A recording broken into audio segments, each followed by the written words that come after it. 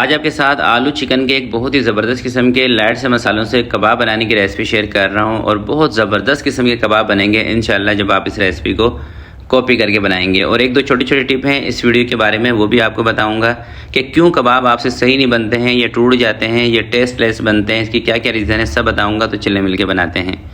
बिस्मिल्लाहिर्रहमानिर्रहीम। सबसे पहले आपने ले लेने हैं आधा किलो चिकन का बोनलेस। इसको हम मैरिनेट कर रहे हैं। एक बड़े साइज़ का लेमन लें, उसका रस निचोड़ के इसके अंदर ऐड कर दें। अदरक लहसुन का पेस्ट 1 चम्मच आपने इसके अंदर डाल देना है। 2 चम्मच आपने इसके अंदर दही के डाल देने हैं। लाल मिर्च का पाउडर आधे चम्मच से थोड़ा सा ज़्यादा आपने इसके अंदर ऐड कर देना है। कुटी हुई लाल मिर्चें ये भी 1 छोटा चम्मच। कश्मीरी लाल मिर्च, इससे कलर बेहतर आएगा, 1/4 चम्मच। ज़ीरा पाउडर आधा चम्मच। चाइना सॉल्ट 1/4 चम्मच आपने डाल देना है। अगर ये आपको पसंद नहीं है तो चिकन पाउडर इस्तेमाल करें।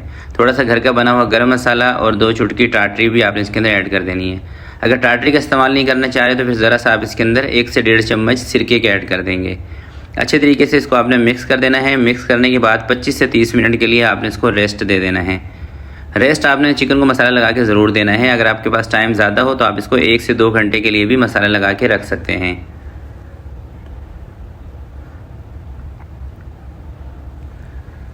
मैंने 25 से 30 मिनट के लिए चिकन को रेस्ट दिया था। अब इसको उठा के डाल देते हैं कढ़ाई के अंदर और साथ में थोड़ा सा पानी डाल के इसके ऊपर कवर लगा के 10 से 12 मिनट के लिए हम इसको थोड़े से हल्के चूल्हे के ऊपर पकाएंगे ताकि चिकन हमारा अच्छे तरीके से गल जाए। उसके बाद इसकी हम बुनाई करेंगे। अभी कोई शुरू में बुनाई नहीं करनी, सिर्फ इसके ऊपर कवर लगा देना है, हल्का चूल्हा कर देना है।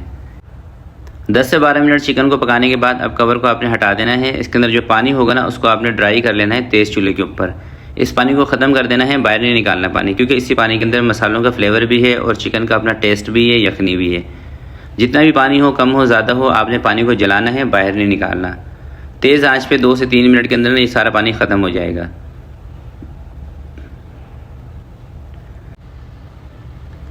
जब इस तरह से इसका पानी ख़त्म हो जाएगा ना, इस टाइम पर आपने इसके अंदर 1 से 2 चम्मच कुकिंग ऑयल के ऐड कर देने हैं।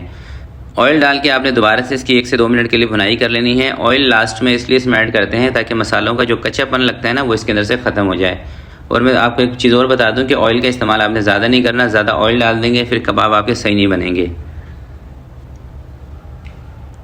और इसी दौरान आपने क्या करना है कि एक बराबर वाले चूल्हे के ऊपर एक छोटा सा कोयला जलने के लिए रख देना है ताकि जब तक आप इसकी भुनाई करेंगे कोयला जल जाएगा।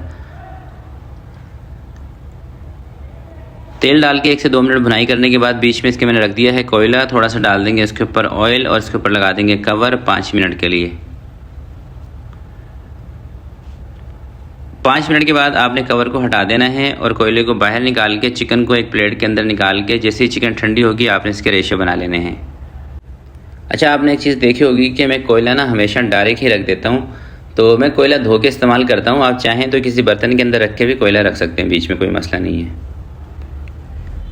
चलिए जी, चिकन के मैंने रेशे बना लिए हैं। आधा किलो आपने आलू लेने हैं और इसकी स्किन को उतार के सबसे पहले आपने आलू को बॉयल करना है, ठीक है।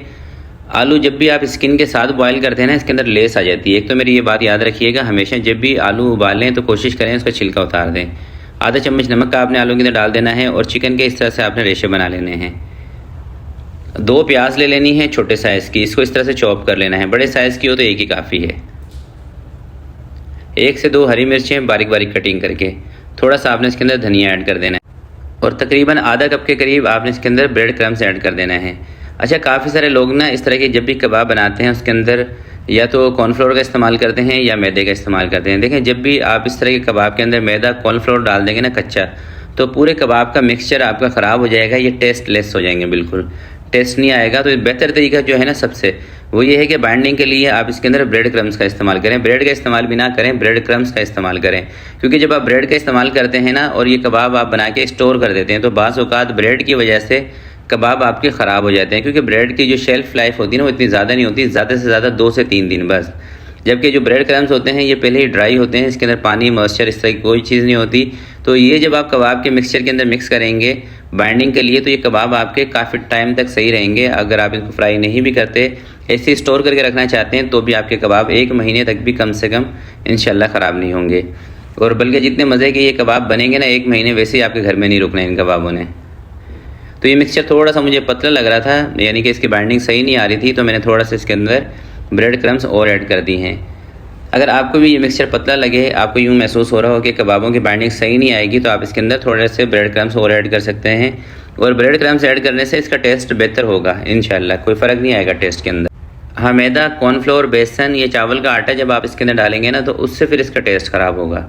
बस ये कबाब बनाने की एक दो छोटी छोटी टिप है, वो यही है। एक तो आप जब भी आलूओं को बॉयल करें उसकी स्किन को उतार लिया करें, और इसके अंदर ना बाइंडिंग के लिए ना आपने अंडे शामिल करना है, ना कॉर्नफ्लोर, ना मैदा, ना चावल का आटा, ना बेसन, और ब्रेड भी नहीं डालनी, आपने इसके अंदर डालना है ब्रेड क्रम्स।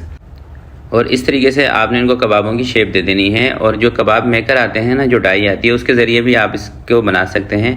अगर आप बिगनर हैं वैसे तो फटाफट आप इसको हाथ से बासानी बना लेंगे, क्योंकि इसका जो मिक्सचर है ये कोई पतला नहीं है, फटाफट से बन जाएंगे कबाब। छोटे बड़े साइज़ वो आप अपने हिसाब से रख सकते हैं, अगर बड़े बनाने हो तो बड़े बना लें। मैं स्टैंडर्ड साइज़ बना रहा हूँ कबाबों का, जिसका वज़न तकरीबन 60 ग्राम है। 60 से 65 ग्राम का एक कबाब बनता है, ये 70 ग्राम का हो जाएगा अंदाजे से ही। अगर आपके पास वेट मशीन है तो आप वेट मशीन से 60 से 70 के दरमियान कबाब एक बना सकते हैं। तो ये सारे कबाब मैंने रेडी कर लिए हैं। अब इसको लेके चलते हैं फ्राई की तरफ, और फ्राई इसको हम करेंगे अंडा लगा के, ठीक है। और उसका फ्लेम के बारे में भी आपको बताता हूँ, तो चलते हैं फ्राई की तरफ। तो 2 आपने अंडे तोड़ लेने हैं, और 1 से 2 चुटकी अंडों के अंदर नमक डाल देना है बस, और कोई चीज़ नहीं डालनी।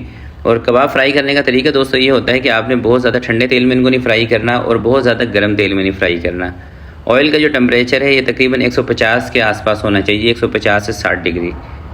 क्योंकि अगर आप ज़्यादा ठंडे तेल में फ्राई करते हैं ना, और इसके ऊपर लगा होगा अंडा, तो एक तो इसके अंदर सारा ऑयल भर जाएगा ठंडे तेल के अंदर फ्राई करने से। दूसरा ये है कि हो सकता है कि ये कबाब आपके टूट भी जाएँ अगर आप ज़्यादा ठंडे तेल में फ्राई कर रहे हैं। और हाँ, अगर आप इसको ज़्यादा गर्म तेल में फ्राई करते हैं तो उससे फिर इसका कलर अच्छा नहीं आएगा, क्योंकि अंडा ना फ़ौरन से ही जल जाता है। और इस तरह के कबाब जब भी बनाया करें, इसको इस टेनर के ऊपर निकाल के रखा करें ताकि इसका ऑयल निकल जाए। तो कुछ कबाब मैंने फ्राई कर लिए हैं, अब एक पीस मैं आपको तोड़ के दिखा रहा हूँ। ये देखें माशाल्लाह से बहुत ज़बरदस्त किस्म की रेसिपी है। और सबसे ख़ास बात यह है कि ये कबाब आपको ज़्यादा सौगी नहीं मिलेंगे, ज़्यादा ऑयली नहीं मिलेंगे।